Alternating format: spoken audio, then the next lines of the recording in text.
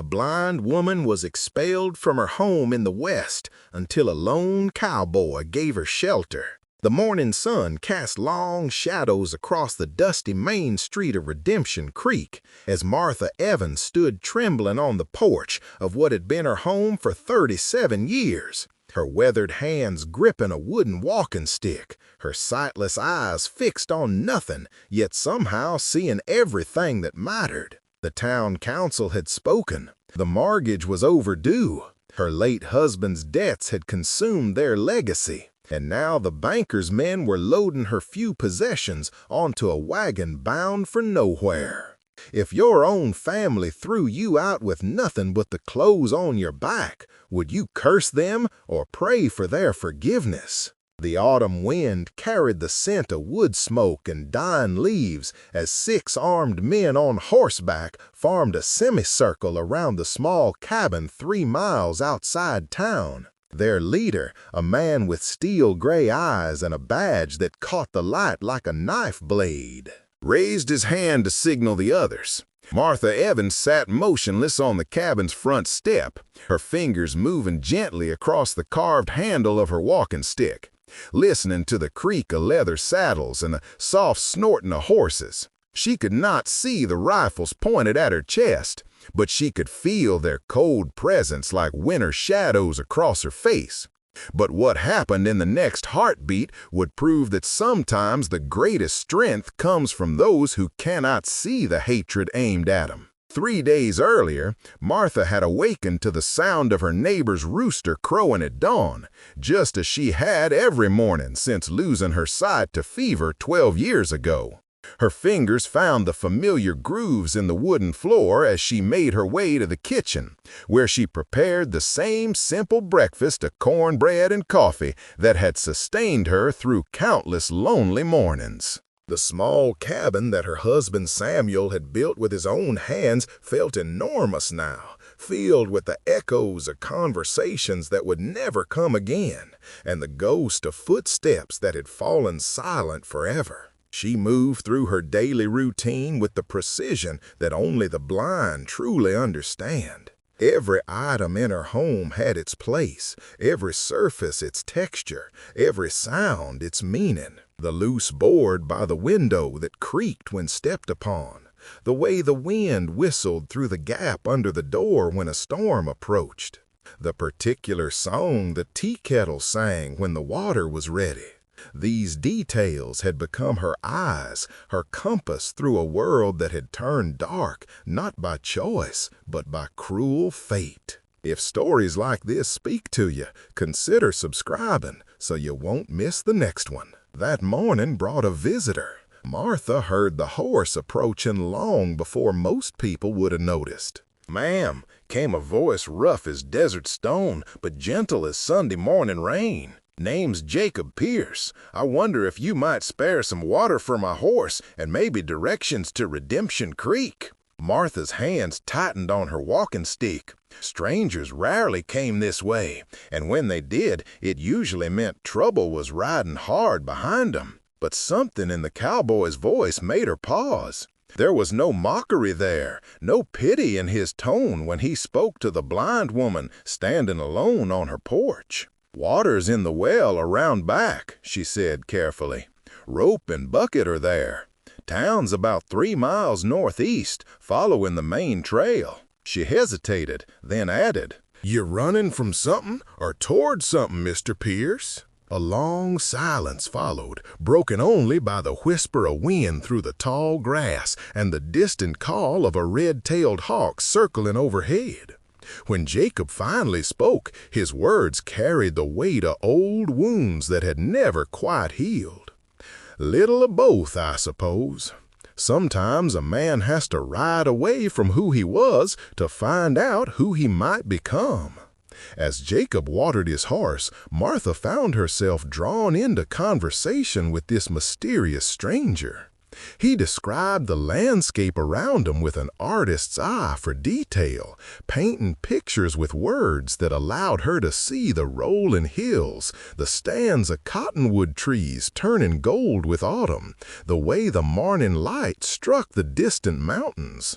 It had been so long since anyone had talked to her as if she were fully present, fully alive, rather than something to be pitied or ignored. "You live here alone?" Jacob asked as he prepared to mount up and continue his journey. "My husband passed 2 years ago," Martha replied. "Been managing on my own since then." Jacob was quiet for a moment, and Martha could hear something shifting in his voice when he spoke again. "That takes considerable strength, ma'am, more than most folks would credit." But his kindness would soon summon something far greater than gratitude.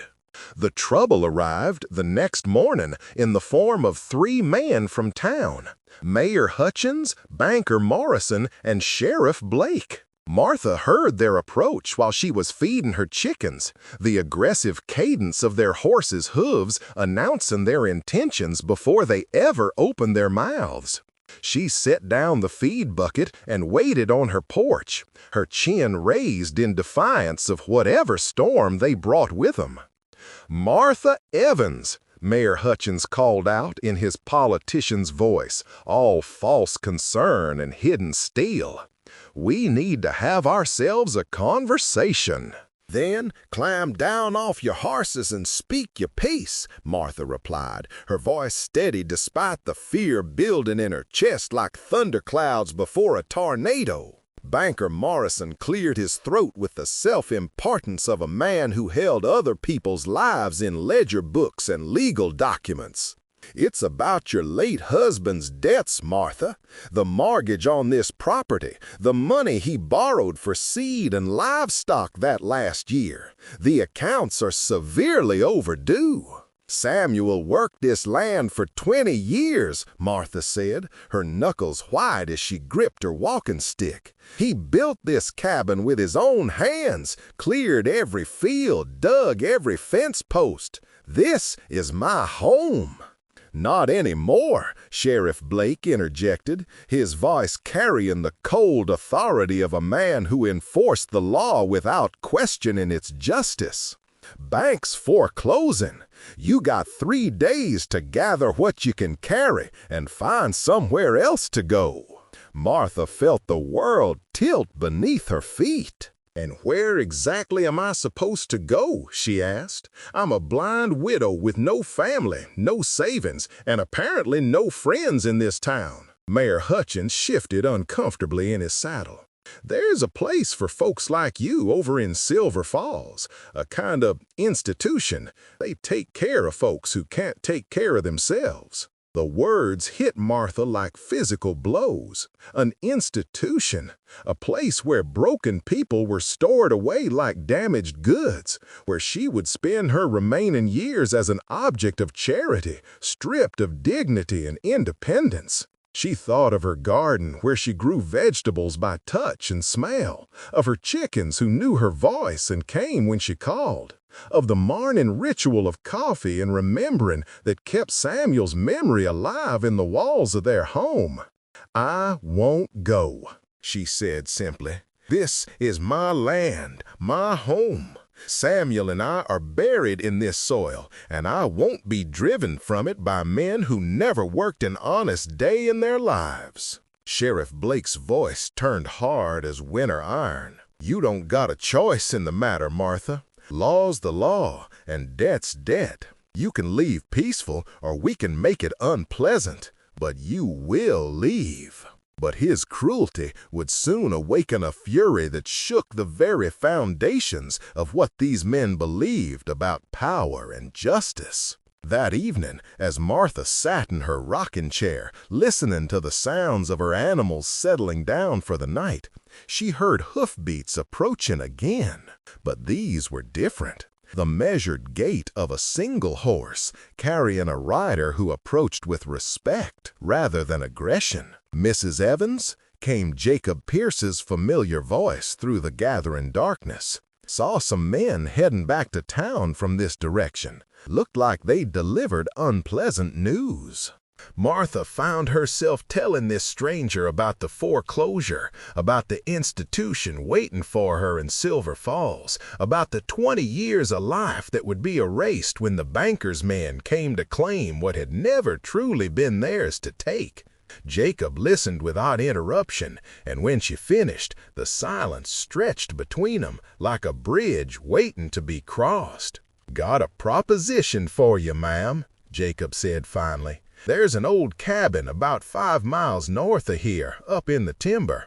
Belongs to nobody now, but it's solid, got a good well, and there's game enough to keep a person fed. Been thinking I might settle there myself for the winter." Martha's hands stilled on the arms of her rocking chair. "What are you saying, Mr. Pierce?" "I'm saying maybe we could help each other out. You know this country, know how to work the land, and I suspect you know things about surviving that I could learn from. I've got a strong back and a willing to work. Seems like we might make better neighbors than either of us would make living alone." The offer hung in the air between 'em like a prayer waiting to answer. Martha had lived her entire adult life as Samuel's wife, then as Samuel's widow.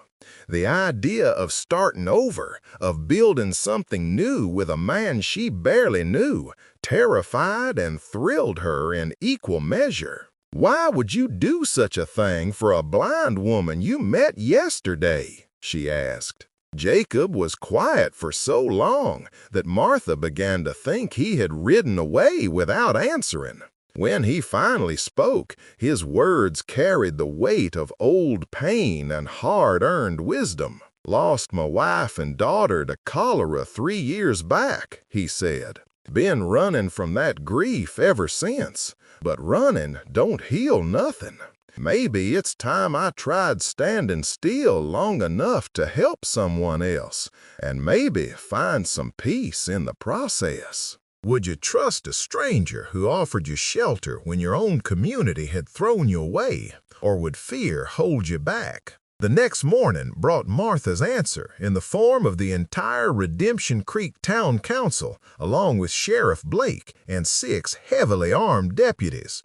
They came not to negotiate, but to enforce their judgment, their horses' hooves striking the hard-packed earth of Martha's yard like hammers driving nails into the coffin of her old life. "Time's up, Martha," Mayor Hutchins announced, with the false regret of a man who had convinced himself that cruelty could be justified by paperwork and procedure. "Sheriff Blake has a warrant for your removal, and Banker Morrison has the deed transferring this property to the bank. You need to come with us now." Martha stood on her porch in the same dress she had worn to Samuel's funeral, her gray hair pulled back in a simple bun, her hands steady on her walking stick despite the trembling in her heart. She had spent the night packing what few possessions she could carry, but more importantly, she had spent it remembering every moment of happiness these walls had witnessed, storing them away like treasures that no banker could seize or sheriff could confiscate.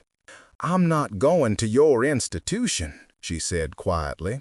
"I've found another arrangement." Sheriff Blake dismounted with the heavy tread of a man who had enforced too many evictions and foreclosures to feel much sympathy for one more. "You don't get to make arrangements, Martha. The state of your mind ain't considered reliable enough for legal decisions. You're coming with us, willing or not." It was then that Jacob Pierce emerged from the cabin behind Martha, his presence changing the entire dynamic of the confrontation. He wore his gun low on his hip in the manner of a man who knew how to use it, and his eyes held the calm intensity of someone who had seen too much violence to fear it, but too much death to seek it unnecessarily. "Morning, gentlemen," Jacob said with polite courtesy that somehow managed to sound more dangerous than a direct threat. "Beautiful day for a ride, isn't it?" Mayor Hutchins' face flushed red with indignation and surprise. "Who the hell are you, and what are you doing on bank property?" "Name's Jacob Pierce, and I'm here because Mrs. Evans asked me to be here." As for this being bank property, well, I'd say that's a matter of some dispute. Banker Morrison sputtered with the outrage of a man whose authority had never been questioned by someone wearing dusty trail clothes and carrying a gun. There's no dispute about it. I have the legal documents right here. This woman is in debt beyond her ability to pay, and this property is being seized to satisfy those obligations. Jacob nodded thoughtfully, as if considering the banker's words with great care. I see your point, Mr. Morrison. But here's the thing about debts and property and legal documents. Sometimes they don't tell the whole story. He reached into his vest pocket and withdrew a folded piece of paper, worn soft with age and handling.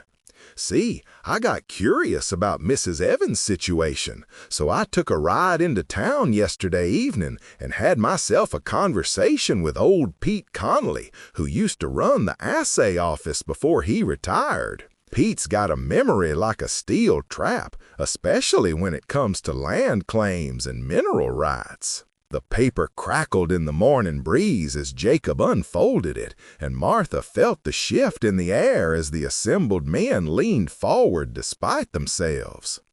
Turns out Samuel Evans didn't just homestead this land 20 years ago.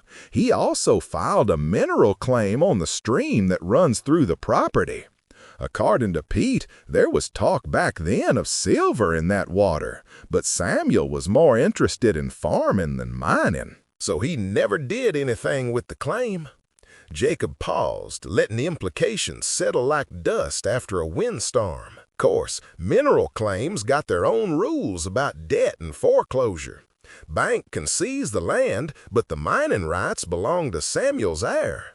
That be his widow, Martha Evans. If you discovered your land held hidden treasure just as men with guns came to steal it from you, would you fight for what was rightfully yours? Sheriff Blake's hand moved instinctively toward his weapon, but Jacob's calm gaze stopped him cold. There was something in the cowboy's eyes that suggested moving for a gun would be the last mistake the sheriff ever made. You're bluffing, Banker Morrison snarled, but uncertainty had crept into his voice like cracks in a dam before it breaks. Jacob smiled, and Martha heard something shift in his tone that made her heart race with hope she had thought died with Samuel. Well now, that's the interesting part. Pete Conley may be retired, but he ain't dead. Yesterday evening, just as the sun was setting, he took a pan down to that stream and did a little prospecting for old time's sake. The silence that followed was so complete that Martha could hear her own heartbeat and the whisper of wind through the cottonwood trees. When Jacob spoke again, his words fell like stones into still water. Found color, gentlemen. More color than Pete's seen in these parts in 30 years. Mrs. Evans ain't just a blind widow with debts. She's a blind widow sitting on top of what might be the richest silver strike in the territory. The explosion of voices that followed nearly knocked Martha off her feet. Mayor Hutchins demanding to see proof. Banker Morrison insisting the claim was invalid. Sheriff Blake threatening arrest for fraud and conspiracy. Through it all, Jacob remained calm, his presence a steady anchor in the storm of greed and anger that had suddenly erupted in Martha's front yard. Now, here's how I see the situation, Jacob continued when the shouting died down. Mrs. Evans owns mineral rights to land that might contain significant silver deposits. That makes her a woman of considerable potential wealth, not a charity case to be shipped off to an institution. I'd say that changes the nature of this conversation considerably. Martha felt the world shifting around her like sand in an hourglass. Everything she had thought she knew about her situation suddenly transformed.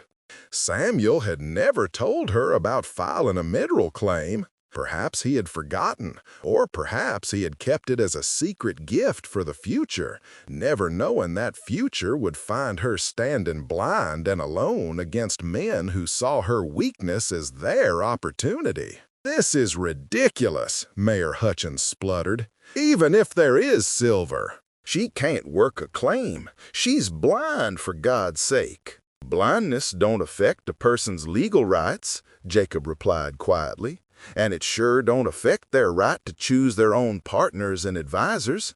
Mrs. Evans has asked me to help her develop her mining interests, and I've agreed. That makes this a business arrangement between consenting adults, not a charity case for the county to decide. But the revelation of silver would unleash forces far more dangerous than small-town greed." The sound of hoofbeats announced the arrival of more riders before Martha could fully process the magnitude of what Jacob had revealed. These horses carried a different rhythm, harder and more urgent than the measured pace of townsmen conducting official business. When the riders drew close enough for their voices to carry, Martha felt ice forming in her veins. "Pierce!" The voice cracked like a whip across the morning air.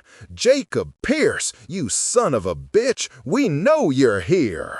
Martha heard Jacob's sharp intake of breath and felt him move closer to her, his body positioning itself between her and the new arrivals. When he spoke, his voice carried none of the calm politeness he had shown the town officials. "Stay behind me, Martha. These men didn't come here to talk." "What's this about?" Sheriff Blake demanded, his hand now openly resting on his gun butt as 5 rough-looking men dismounted and spread out in a semicircle facing the cabin. The leader of the newcomers was a tall man with pale eyes and a scar that ran from his left temple to the corner of his mouth. When he smiled, it was like watching a snake decide whether to strike.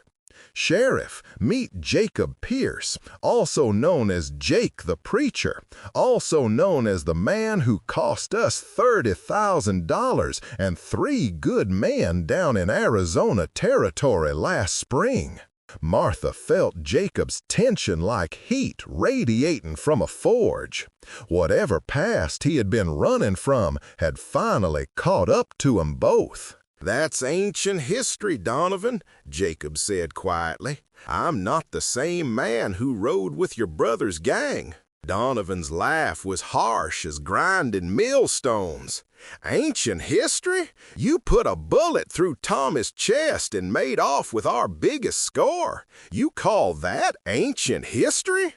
The pieces of Jacob's story began falling into place in Martha's mind like cards being laid out for a deadly game. The mysterious cowboy who had appeared at just the right moment, who knew how to handle himself around armed men, who carried himself with the calm confidence of someone accustomed to violence. She had taken in not just a drifter, but a farmer outlaw being hunted by his old gang. "I never took your money, Donovan," Jacob replied. "Tommy was drawing on an unarmed shopkeeper. I stopped him, and he chose to make it a gunfight. What happened after that was his choice, not mine." "Maybe so," Donovan conceded with false reasonability. "But you did cost us that job, and you did put Tommy in the ground. That's a debt that needs settling." Mayor Hutchins cleared his throat nervously, suddenly finding himself in the middle of a confrontation that had nothing to do with foreclosures and everything to do with old blood and older grudges. "Now see here, this is a legal proceeding. You men have no authority here." Donovan's pale eyes fixed on the mayor with the kind of attention a cat gives a mouse it plans to play with before killing. "Legal proceeding? You mean stealing a blind woman's land? That's your idea of legal?" The irony of being defended by outlaws against the supposedly lawful authorities was not lost on Martha, but she found herself less concerned with abstract justice than with the immediate question of who was most likely to kill her where she stood. If armed outlaws offered to protect you from corrupt lawmen, would you trust the devil you didn't know over the devils you did? Donovan stepped closer to Jacob. "Here's what's going to happen, preacher. You and me are going to settle our business, and then these fine gentlemen can get back to stealing from blind widows or whatever it is they do for entertainment in this God-forsaken town. I'm not armed, Jacob lied smoothly, though Martha could sense the weight of the gun on his hip like a coiled snake waiting to strike. Sure you are, Donovan replied with amusement. You're always armed, preacher. It's one of the things that made you useful back in the day, and it's one of the things that's gonna get you killed today. The tension stretched between the two men like a wire being pulled taut, and Martha found herself caught between them, unable to see the danger, but feeling it in every breath, every heartbeat, every slight shift in the morning air. Around them, the town officials and the outlaws faced each other across a divide deeper than law and older than civilization itself. There's a lady present, Jacob said quietly. Whatever's between us don't need to involve her. Oh, but it does, Donovan replied, and Martha heard something in his voice that made her blood turn to ice water. See, word is this lady's sitting on a silver mine. That makes her valuable to a lot of people, including some folks who might be willing to pay handsomely for protection services. The revelation hit Martha like a physical blow. Not only had Jacob's past caught up to them, but news of the potential silver strike had somehow reached the wrong ears. She was no longer just a blind widow caught between corrupt officials and a mysterious protector. She had become a prize to be fought over, a valuable commodity in a game whose rules she didn't understand and whose stakes seemed to rise with every passing moment. The silver's just a rumor, Martha said, finding her voice despite the fear that threatened to choke her. There's no guarantee of anything.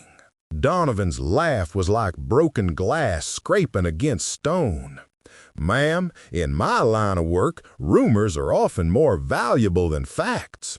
Men will kill for the possibility of silver just as quick as they'll kill for silver itself. Sheriff Blake, apparently deciding that his authority meant nothing in the face of armed outlaws and wanted men, began backing slowly toward his horse. This is beyond our jurisdiction. We'll be returning to town to wire for federal marshals. You do that, Sheriff, Donovan called after him. Tell them they'll find Jacob Pierce right here, along with anybody fool enough to stand with him. As the town officials retreated in a cloud of dust and wounded dignity, Martha found herself alone with Jacob and 5 armed outlaws who looked at her the way vultures look at something dying in the desert sun. The morning that had begun with the simple cruelty of foreclosure had transformed into something far more dangerous and complex.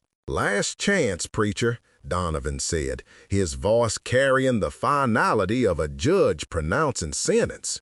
"Walk away now, and we'll make it quick. Stay, and we'll take our time." Martha felt Jacob's presence solid and unwavering beside her, and when he spoke, his words carried the weight of a man who had found something worth dying for. "I reckon I'll stay." And in that moment of choice, the morning sun seemed to pause in its arc across the sky, as if the very heavens were holding their breath to see how this story would end.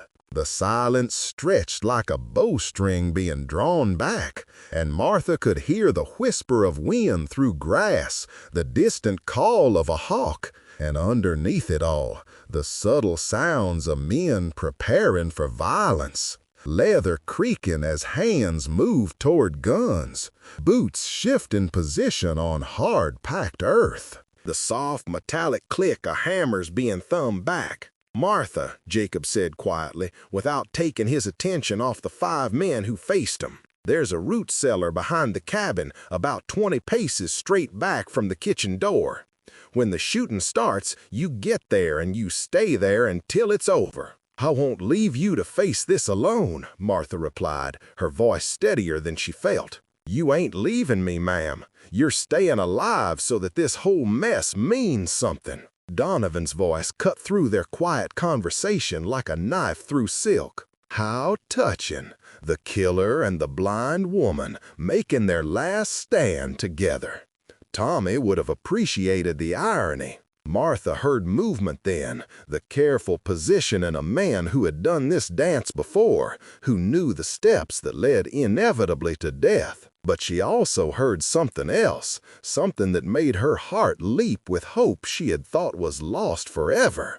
Hoofbeats. Multiple horses. "Sounds like your friends are coming back, preacher," Donovan said, but there was uncertainty in his voice now. "Question is, are they coming back to save you or to collect the bounty on your head?" The riders came into view like something from a fever dream. At their head rode old Pete Connolly, the retired assay officer, his white hair flying in the wind and a rifle cradled in his arms. Behind him came a dozen men Martha recognized by voice if not by sight. Doc Morrison the blacksmith, Frank Chan who ran the general store, even Pastor Williams from the Methodist Church. They were not lawmen or soldiers or professional fighters, but working men who had decided that some things were worth standing up for. "Afternoon, Miss Martha," Pete called out as the riders formed a loose line facing Donovan's man. "Heard you were having some trouble with unwelcome visitors." Martha felt tears she hadn't shed since Samuel's funeral beginning to flow down her weathered cheeks. These men had no obligation to her, no reason to risk their lives for a blind widow they barely knew. But here they were, ordinary men transformed by the simple act of choosing to do what was right. "Pete," she called out, her voice breaking with gratitude and fear. "You don't need to do this. This isn't your fight." "Begging your pardon, Miss Martha, but I think it is." Pete's voice carried the authority of a man who had lived long enough to know when a line needed to be drawn. "See, it occurred to me and the boys here that Jacob Pierce ain't the only one with a past that bears examining." He gestured with his rifle toward Donovan and his man. "Took the liberty of sending some telegrams last night. Seems these gentlemen are wanted in connection with a bank robbery in Tucson, a stagecoach holdup near Phoenix, and the murder of a family outside Flagstaff." "That makes them our problem as much as Mr. Pierce's." Donovan's confident smile began to fade as he realized the situation had shifted dramatically. Instead of facing one reformed outlaw and a helpless woman, he now confronted a dozen armed citizens who looked like they meant business. "This don't concern you, old man," Donovan snarled. "Ride back to town and mind your own affairs." "Our affairs are exactly what we're minding," Doc Morrison rumbled from his position on the left flank. "This is our neighbor you're threatening, our community you're disrupting. That makes it very much our concern. Would you ride out to defend a neighbor you barely knew, knowing you might never ride home again?" The standoff had become something larger than personal vengeance or greed. It had become a test of what community meant, what neighbor meant, what it cost to live with honor in a hard land among hard people. Martha stood in the center of it all, blind to the visual details, but seeing with perfect clarity the moral landscape that surrounded her. "Jacob," she said quietly, knowing that everyone present could hear her words, "whatever you did in the past, whoever you used to be, the man standing beside me today is a good man. That's all I need to know." Jacob's voice, when he replied, was rough with emotions he rarely allowed himself to feel. "Thank you, ma'am. That means more than you know." Donovan looked around at the circle of determined faces and apparently decided that the odds were no longer in his favor. "This ain't over, preacher. There'll be another day, another place." "Maybe so," Jacob agreed, "but today ain't that day, and this ain't that place." As the outlaws mounted up and rode away, taking their threats and their violence with them, Martha felt something settling in her chest that she hadn't experienced in years. It was the feeling of belonging, of being part of something larger than her own small struggles and private griefs. Pete Conley dismounted and walked over to where she stood, his boots making the familiar sounds that meant friend rather than threat. "Miss Martha, about that silver claim, I took the liberty of filing the proper paperwork with the territorial office in Phoenix. Everything's legal and recorded now. You're sitting on what might be one of the richest strikes in Arizona territory." Martha nodded, but her attention was focused on Jacob, who stood beside her with the patience of a man who had learned that the best things in life were worth waiting for. "Mr. Pierce," she said formally, "I believe you mentioned something about a cabin up in the timber country. Does that offer still stand?" Jacob's smile was audible in his voice. "Yes, ma'am, it surely does. Though I should mention, if there really is silver in that stream, you might want to consider staying close to it." "The silver will keep," Martha replied. "I've lived without riches for 53 years. I reckon I can manage a while longer. What I can't manage is living without hope, and you've given me more of that than all the silver in the ground could buy." As the sun reached its zenith and the citizens of Redemption Creek began to disperse back to their daily lives, Martha Evans packed her few remaining possessions one more time. But this time, she packed them not as a woman fleeing in defeat, but as a woman choosing her own path forward. The cabin in the timber country might not have the memories that this place held, but it would have something else, the possibility of new memories, new mornings, new conversations with a man who saw her as more than her blindness, more than her widowhood, more than the sum of her limitations. 6 months later, as spring returned to the high country and the first flowers began to bloom in Martha's new garden, she often sat on the porch of the timber cabin and listened to Jacob reading aloud from the newspaper that came up from town once a week. The silver mine proved to be everything Pete Conley had promised and more. But the wealth it brought seemed less important than the community that had rallied to defend her right to it. Sometimes visitors would make the long ride up into the timber country to see the blind woman who had struck it rich and the reformed outlaw who had helped her find her strength. They expected to find a fairy tale ending, complete with wedding bells and promises of eternal happiness. Instead, they found something better. 2 people who had learned that the greatest treasures were not buried in the ground, but built slowly, carefully, one conversation at a time, one shared sunset at a time, one act of trust at a time. Martha never did marry Jacob Pierce, though the offer was made and gently declined more than once. What they built together was something different from marriage, but no less valuable. A partnership based on respect, mutual aid, and the recognition that sometimes the best way to heal your own wounds is to help someone else heal theirs.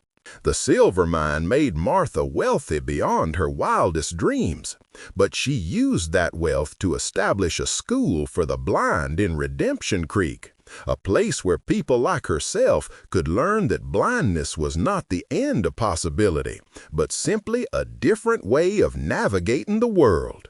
Jacob stayed on as her business partner and closest friend, managing the mine operations and teaching others that redemption was always possible for those brave enough to reach for it. The past that had driven him from town to town finally became simply that, the past, neither forgotten nor forgiven, but transformed into wisdom that could help others find their own path forward. And on quiet evenings, as they sat together on the porch of their timber cabin and listened to the sounds of the mountains setting into darkness, Martha would sometimes ask herself if she would change anything about the journey that had brought them there. The answer was always the same. Not one single step, not one single choice, not one single moment of the long road that had led them both home. Would you have risked everything to help a stranger find her way home? Or would you have ridden past and let someone else take that chance? Let me know in the comments below what you would have done in Jacob's place. If stories of courage and compassion in the face of impossible odds speak to your heart, subscribe for more powerful tales from the American frontier. And click on the video on the screen to watch the next story about a young woman who disguised herself as a man to save her family's ranch, with a twist so unexpected you'll question everything you thought you knew about justice in the Old West.